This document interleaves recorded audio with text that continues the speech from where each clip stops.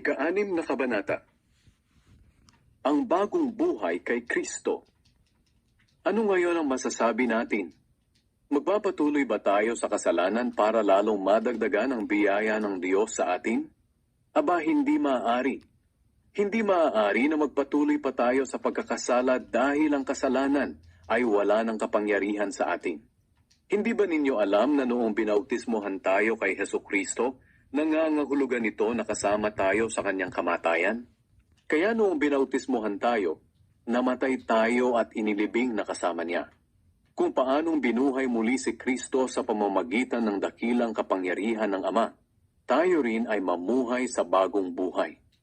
At kung nakasama tayo sa kanyang kamatayan, tiyak na mabubuhay tayong muli, tulad ng muli niyang pagkabuhay.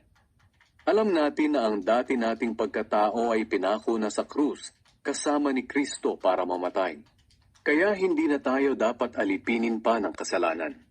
Sapagkat ang taong patay na ay malaya na sa kasalanan.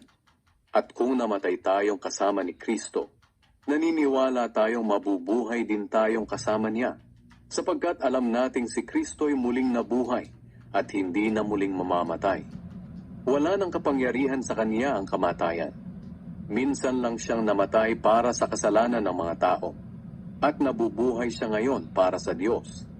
At dahil na kay Kristo Jesus na kayo, ituring ninyo ang inyong mga sarili na patay na sa kasalanan at nabubuhay na para sa Diyos. Huwag na ninyong paghariin ang kasalanan sa inyong katawang may kamatayan, para hindi na ninyo sundin ang masasamang hilig nito. Huwag na ninyong gamitin ang alinmang bahagi ng inyong katawan sa paggawa ng kasalanan. Sa halip, ialay ninyo ang inyong sarili sa Diyos bilang mga taong binigyan ng bagong buhay. Ilaan ninyo sa Diyos ang inyong katawan sa paggawa ng kabutihan, sapagkat hindi na dapat maghari pa sa inyo ang kasalanan, dahil wala na kayo sa ilalim ng kautusan, kundi sa ilalim na ng biyaya ng Diyos. Mga alipin ng katuwiran. Ngayon, dahil wala na tayo sa ilalim ng kautusan, kundi sa biyaya na ng Diyos, nangangahulugan bang magpapatuloy pa rin tayo sa paggawa ng kasalanan? Aba, hindi. Hindi nyo ba alam na alipin tayo ng anumang sinusunod natin?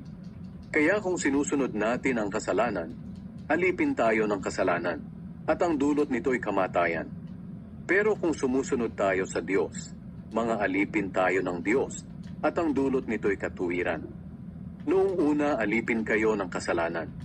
Pero salamat sa Diyos, dahil ngayon, buong puso ninyong sinusunod ang mga aral na itinuro sa inyo. Pinalaya na kayo sa kasalanan, at ngayoy mga alipin na kayo ng katuwiran. Ginagamit ko bilang halimbawa ang tungkol sa mga alipin para madali ninyong maunawaan ang ibig kong sabihin. Noong unay nagpaalipin kayo sa karumihan at kasamaan, at naging masama nga kayo. Ngayon na may magpaalipin kayo sa kabutihan para maging banal kayo. Noong alipin pa kayo ng kasalanan, wala kayong pakialam sa matuwid na pamumuhay. Ano nga ba ang napala ninyo sa dati ninyong pamumuhay na ikinakahiya na ninyo ngayon? Ang dulot ng mga iyon ay kamatayan. Pero pinalaya na kayo sa kasalanan at alipin na kayo ng Diyos. At ang dulot nito ay kabanalan at buhay na walang hanggan. Sapagkat ang kabayaran ng kasalanan ay kamatayan. Ngunit ang kaloob ng Diyos ay buhay na walang hanggan sa pamamagitan ni Kristo Jesus na ating Panginoon. Amen. My favorite chapter. Naiiyak ako pagka naririnig ko, nababasa ko to. But we are living now in God's grace. But it doesn't mean na balikan natin yung mga dati nating masasamang gawain. Dapat natin ipagpatuloy ang panibagong pamumuhay sa pamamaraan ng Panginoon. At manalangin tayo na hindi na muli tayo magkakasala pa tulad ng dati. At magpasalamat tayo sa patuloy niyang pagpapatawad sa ating mga kasalanan. Amen.